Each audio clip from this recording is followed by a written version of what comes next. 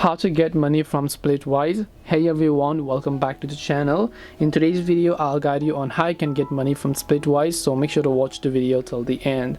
Now if you want to get money from Splitwise, all you have to do is go ahead and first of all make sure to launch a Splitwise app. Let's say someone owes you money and then you want to get money from Splitwise. One thing you have to understand is that Splitwise is not a payment application, it's only a tracking application to track the expenses. So Splitwise doesn't actually handle any real money, it just helps you keep track of how much you owe to other people, like a digital IOU. When someone records a payment on Splitwise, it's up to them to make sure that you actually receive the money, whether it's as cash, via PayPal, or by other means. So Splitwise is not directly responsible for that. You have to do it by external means such as Cash App, Venmo, PayPal, bank account, wire transfer, or whatever else it is. You have to settle from there and then track it on Splitwise. Splitwise is not the one who pays you.